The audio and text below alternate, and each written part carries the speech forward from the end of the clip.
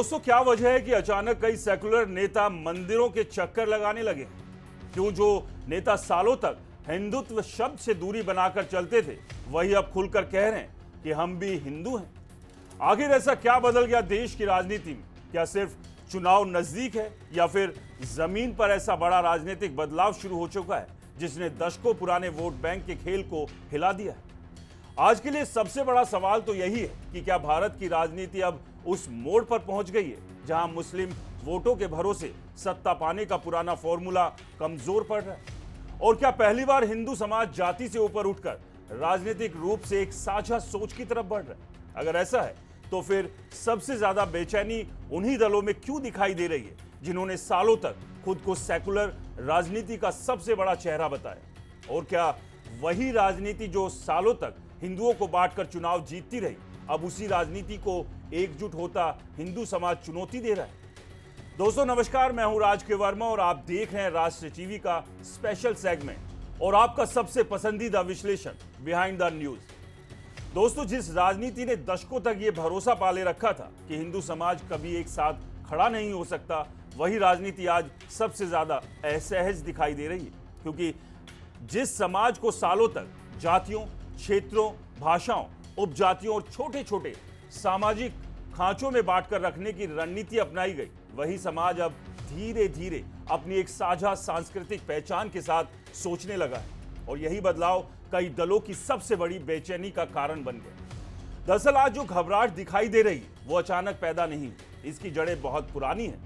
आजादी के बाद जब देश में पहला आम चुनाव हुआ, तब से ही कांग्रेस और उसके साथ खड़े दलों ने एक खास चुनावी मॉडल तैयार किया। ये मॉडल विकास आधारित राजनीति से ज्यादा वोट बैंक आधारित राजनीति पर टिका हुआ था। और इस पूरे मॉडल का सबसे मजबूत स्तंभ था मुस्लिम वोटों का ध्रुवीकरण। धीरे धीरे एक ऐसा वातावरण बनाया गया कि भारतीय जनता पार्टी उससे पहले जनसंघ मुसलमानों के लिए एक राजनीतिक अछूत की तरह पेश की जाने लगी। ऐसा माहौल बनाया गया कि अगर कोई मुसलमान बीजेपी के करीब जाता दिख जाए तो मानो उसने अपने समाज में दूरी बना ली हो, उसे शक की नजर से देखा जाने लगा। यह सिर्फ राजनीतिक विरोध नहीं था, यह एक मनोवैज्ञानिक दीवार थी जिसे सालों तक खड़ा किया गया। फिर समय के साथ यह धारणा राजनीति का स्थापित सिद्धांत बन गई कि अगर सत्ता तक पहुंचना है तो मुस्लिम वोटों का एक मुश्त समर्थन जरूरी है। मीडिया के एक बड़े हिस्से ने, तथाकथित बुद्धिजीवी वर्ग ने और सेकुलर राजनीति के स्वयंभू ठेकेदारों ने इस सोच को लगातार मजबूत किया। एक पूरा इकोसिस्टम इस विचार को फैलाता रहा कि भाजपा अगर मुसलमानों का समर्थन नहीं कर सकती तो वो लंबे समय तक सत्ता में नहीं टिक सकती। लेकिन 2014 के बाद ये पूरी कहानी बदलनी शुरू हुई। नरेंद्र मोदी के नेतृत्व में बीजेपी ने सबसे पहले उस राजनीतिक मिथ तो तोड़ा जो दशकों से अटूट माना जा रहा था। उत्तर प्रदेश इसका सबसे बड़ा उदाहरण बना। जिस पार्टी को कभी सीमित प्रभाव वाली पार्टी माना जाता था, जिसने लंबे समय तक संघर्ष किया, वही पार्टी अचानक अभूतपूर्व बहुमत के साथ सत्ता में आ गई। 2012 में जो पार्टी सीमित वोटों पर थी, वही 2017 में 300 पार पहुंच गई। अगर यही उपलब्धि किसी दूसरी विचारधारा वाली पार्टी ने हासिल की होती तो शायद दुनिया भर के राजनीतिक विश्वविद्यालयों में उस पर शोध हो रहा होता, किताबें लिखी जाती, मॉडल तैयार होते। लेकिन बीजेपी की उपलब्धियों को कुछ समय बाद सामान्य मान लिया गया। बिहार में भी यही तस्वीर बनी और सबसे बड़ा संदेश यही गया कि मुस्लिम वोटों के बिना भी सत्ता हासिल की जा सकती है। लेकिन मोदी की राजनीति यही नहीं रुकी। उन्होंने दूसरा और कहीं ज्यादा बड़ा काम किया। उन्होंने हिंदू समाज के भीतर एक साझा राजनीतिक चेतना तैयार करनी शुरू की। ध्यान दीजिए, यहां सिर्फ वोट की बात नहीं हो रही, मानसिकता की बात हो रही। असम इसका उदाहरण बना, जहां बड़ी संख्या में मुस्लिम आबादी के बावजूद बीजेपी लगातार मजबूत हुई। पश्चिम बंगाल इसका दूसरा उदाहरण बना, जहां कभी बीजेपी का नाम लेना तक मुश्किल माना जाता था। पश्चिम बंगाल में दशकों तक वामपंथ और फिर तृणमूल की राजनीतिक हवा रही। बीजेपी वहां लगभग शून्य जैसी स्थिति में थी, लेकिन धीरे धीरे जमीन तैयार की गई, लगातार हार मिली, हिंसा झेली गई, कार्यकर्ताओं की हत्या हुई, चुनाव के दौरान और बाद में भीषण तनाव देखा गया। लेकिन इसके बावजूद बीजेपी पीछे नहीं हटी। किसी दूसरी पार्टी के कार्यकर्ता शायद ऐसी परिस्थितियों में मैदान छोड़ देते, लेकिन संघ परिवार और बीजेपी की राजनीति लंबे धैर्य वाली राजनीति है। वो चुनावी हार से घबराकर अपना एजेंडा नहीं बदलते और फिर कुछ ही सालों में बंगाल की तस्वीर बदल गई। यही वो मोड़ था जिसने तथाकथित सेकुलर राजनीति को सबसे ज्यादा विचलित कर दिया, क्योंकि उनकी पूरी रणनीति इस विश्वास और भरोसे पर टिकी थी कि हिंदू कभी एक राजनीतिक पहचान के रूप में नहीं सोचेगा। उसे जातियों में उलझाकर रखो, उसे क्षेत्रीय समीकरणों में बांटो, उसे अगड़ा पिछड़ा दलित के खांचों में बांध दो। लेकिन अगर वही हिंदू अपनी सांस्कृतिक पहचान के आधार पर सोचने लगे तो पूरी राजनीति बदल जाती है। और आज वही हो रहा है। इसलिए अचानक कई नेताओं को अपना हिंदुत्व याद आने लगा।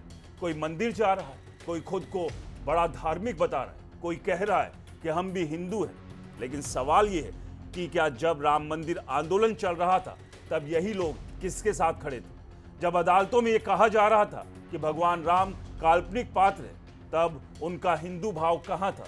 जब हिंदू आस्थाओं का मजाक उड़ाया जाता था तब उन्हें आपत्ति क्यों नहीं होती थी?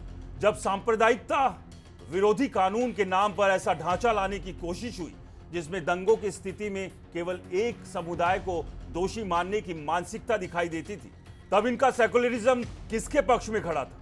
और समाजवादी राजनीति का इतिहास भी लोगों को याद है। 1990 में कार सेवकों पर चली गोलियां आज भी लोगों की स्मृति में जिंदा है। दशकों बीत गए लेकिन उस घटना पर कभी ईमानदार आत्ममंथन नहीं हुआ, कभी साफ शब्दों में माफी नहीं मांगी गई। उल्टा कई बार उस कार्रवाई को सही ठहराने की कोशिश हुई। यानी एक ऐसा दौर था जब ये राजनीति मानती थी कि एक वर्ग को संतुष्ट रखने के लिए दूसरे वर्ग की भावनाओं को दबाना जरूरी है। लेकिन अब तस्वीर बदल रही है। अब सवाल उठने लगे, अगर मुस्लिम वोटों का एकजुट होना लोकतांत्रिक अधिकार है तो हिंदुओं का राजनीतिक रूप से संगठित होना गलत क्यों? अगर एक समुदाय की सामूहिक राजनीतिक सोच को सेकुलरिज्म कहा जाता है तो दूसरे समुदाय की वैसी ही चेतना सांप्रदायिकता कैसे बन जाती? यही वो प्रश्न है जिसने पुराने राजनीतिक ढांचे की नींव को हिला दिया है। और सबसे बड़ी बात ये बदलाव केवल चुनावी नहीं, ये मानसिक और सांस्कृतिक बदलाव है। लंबे समय तक हिंदू समाज को यह समझाया गया कि उसकी धार्मिक और सांस्कृतिक पहचान सार्वजनिक जीवन में महत्वहीन है, उसे केवल जातीय समीकरणों में सोचो। लेकिन अब धीरे धीरे एक बड़ा वर्ग खुद को उससे बड़ी पहचान के साथ देखने लगा है। तमिलनाडु और केरलम जैसे राज्यों में भी यह बहस तेज हो रही है, जहां सालों तक ऐसी राजनीति चली जिसमें बहुसंख्यक समाज की सांस्कृतिक पहचान को या तो कमतर दिखाया गया या उसे अप्रासंगिक बताने की कोशिश हुई। लेकिन दोस्तों, इतिहास गवाह है, हिंदू समाज बहुत धीरे प्रतिक्रिया देता है।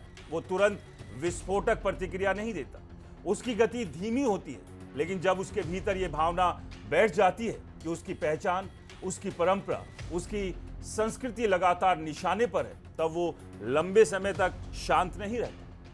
पश्चिम बंगाल इसका उदाहरण बन चुका है। दशकों तक वैचारिक दबाव, राजनीतिक हिंसा, डर का वातावरण, लेकिन अंततः लोगों ने तय किया कि अब बदलाव चाहिए। और जब जनता मन बना लेती है तब सत्ता परिवर्तन केवल समय की बात रह जाता है। आज विपक्षी दलों की सबसे बड़ी समस्या यही है कि वो इस बदलाव की गहराई को अब पूरी तरह समझ नहीं पाए। उन्हें अभी भी लगता है कि पुरानी रणनीतियां काम कर जाएगी, जातियों की राजनीति, तुष्टीकरण की राजनीति, डर की राजनीति। लेकिन जमीन पर हवा बदल रही है और अगर ये बदलाव इसी दिशा में आगे बढ़ता रहा तो आने वाले सालों में भारतीय राजनीति का नक्शा पूरी तरह बदल सकता है। फिलहाल इस विषय पर इतना ही। अगले सेगमेंट में फिर मुलाकात होगी, एक और मुद्दे, एक और राजनीतिक परत और एक नए विश्लेषण के साथ। तब तक के लिए नमस्कार।